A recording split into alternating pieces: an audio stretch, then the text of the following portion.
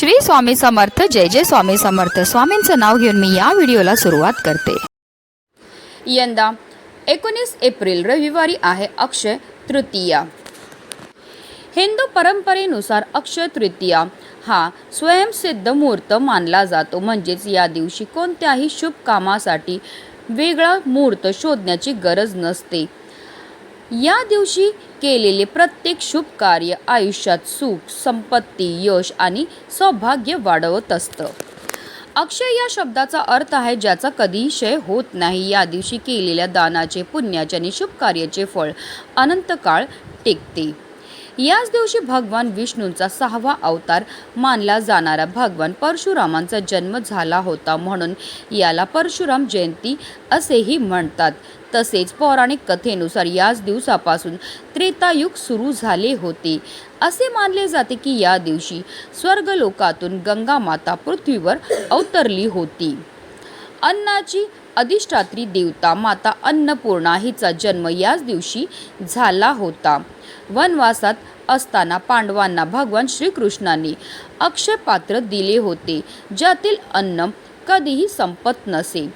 ती घटना याच दिवशी घडली होती.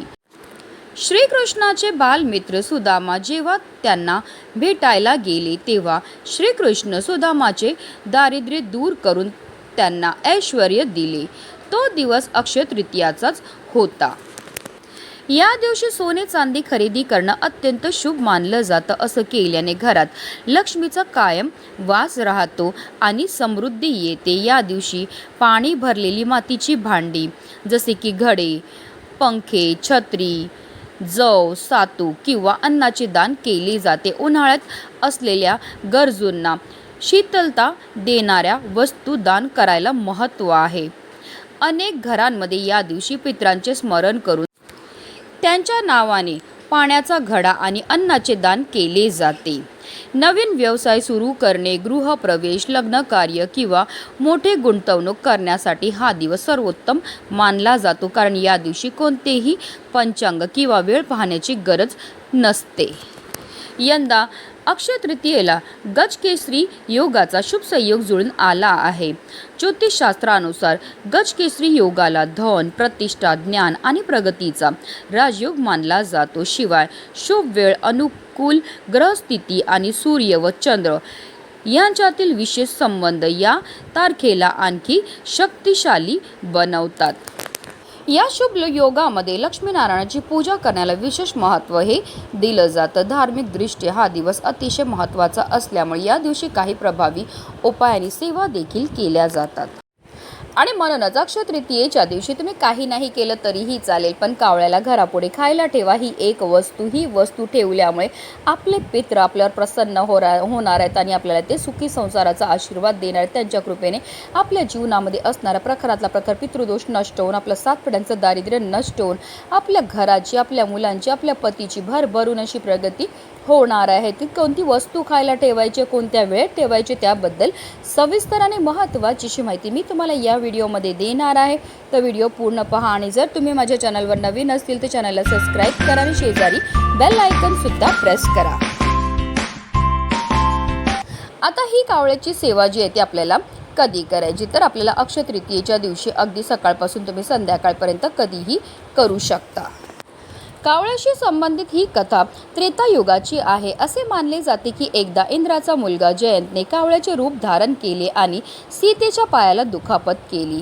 हे पाहून भगवान श्रीरामाने पेढ्याने ब्रह्मास्त्र चालवून कावळ्याचा एक डोळा फोडला. यानंतर जयंतला आपली चूक कळाली आणि त्याने श्रीरामाकडे क्षमा याचना करण्यास सुरुवात केली. यानंतर श्रीरामाने त्याला क्षमा केली आणि सांगितले की आज नंतर तुम्हाला दिलेले अन्न पूर्वजांना मिळेल. तेव्हापासून कावळा पूर्वजाचे रूप म्हणून ओळखले जाऊ लागला.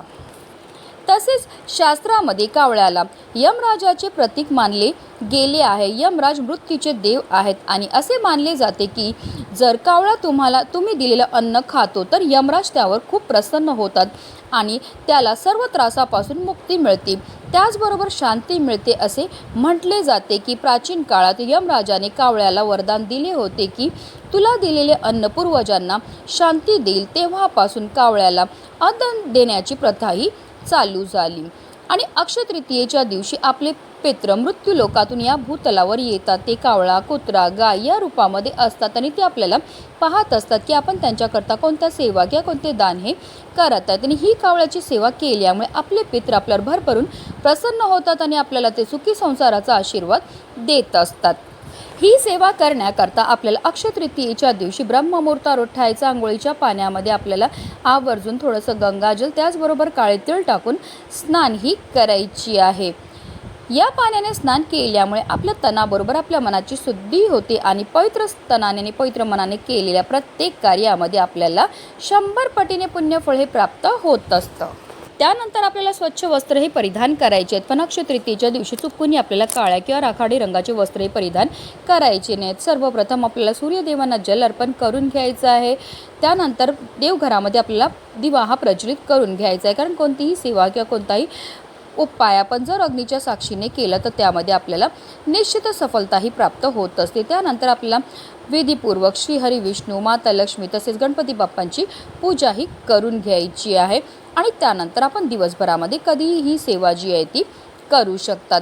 याकरता आपल्याला तांदळाची खीर जी ती तयार करायची आहे. तांदूळ, साखर आणि दूध या 3 वस्तूंना आपल्याला एकत्रित करून खीर तयार करून घ्यायची आहे. त्यानंतर आपल्याला एक प्लेटमध्ये ही तयार केलेली जी खीर आहे ती काढून घ्यायची आहे. त्याचबरोबर आपल्याला एक ग्लासमध्ये पाणी, 2 अगरबत्ती ह्या घेऊन जायचे आपल्या घरामध्येच आपल्या दक्षिण दिशेला आपल्याला ही खीर त्याचबरोबर ग्लासभर पाणी आणि 2 अगरबत्त्या प्रज्वलित करून ठेवायच्या आहेत.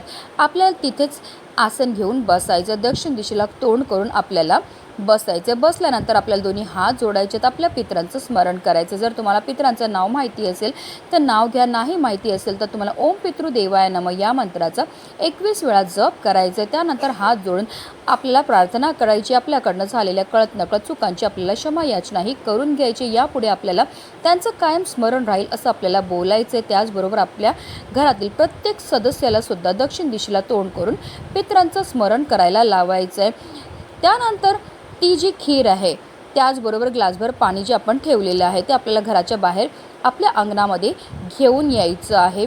आता तुमच्या इथे अंगण नसेल तर तुम्ही टेरेसवर किंवा बाल्कनीमध्ये सुद्धा ह्या 2 वस्तू ठेवू शकतात. जिथे पशुपक्षी, कावळे येतील अशा ठिकाणी आपल्याला ही खीर जी आहे ती ठेवायची आहे. त्यानंतर आपल्याला दोन्ही हात जोडून प्रार्थना करायची आहे. आपल्या पितरांना बोलायचं की मी ठेवलेल्या नैवेद्याचं ग्रहण करावं. असं म्हटलं जातं की कावळ्याने हे नैवेद्य किंवा कावळ्याने कोणत्याही पक्षीने नैवेद्य हे ग्रहण केल्यामुळे पितृ हे आपल्यावर प्रसन्न होतात, ते तृप्त होतात आणि आपल्याला ते सुखी संसाराचा आशीर्वाद देत असतात. अक्षय तृतीयेच्या दिवशी ही सेवा करण्याला विशेष महत्त्व हे दिलं जातं. कावळ्याची ही सेवा केल्यामुळे आपले पितृ हे आपल्यावर प्रसन्न होतात आणि जर आपल्यावर आपल्या पितरांची कृपा झाली तर आपल्या जीवनामध्ये असणारा प्रकारातला प्रकार पितृदोष हा नष्ट होतो. आणि आपल्या जीवनामध्ये जर पितृदोष नसेल तर आपल्याला प्रत्येक कार्यामध्ये 100 पटीने पुण्यफळ हे प्राप्त व्हायला लागतं. आपल्या संपूर्ण कुटुंबाची भरभरून अशी प्रगती व्हायला लागते. आपल्या जीवनामध्ये असणारे जे संकट आहेत, विघ्न आहेत, दोष आहेत, दारिद्र्य ते दूर होतं. म्हणूनच अक्षय तृतीयेच्या दिवशी प्रत्येकाने अशी ही कावळ्याची सेवा करायची. म्हणून व्हिडिओ जास्तीत जास्त लोकांपर्यंत शेअर करा. श्री स्वामी समर्थ. जय जय स्वामी समर्थ.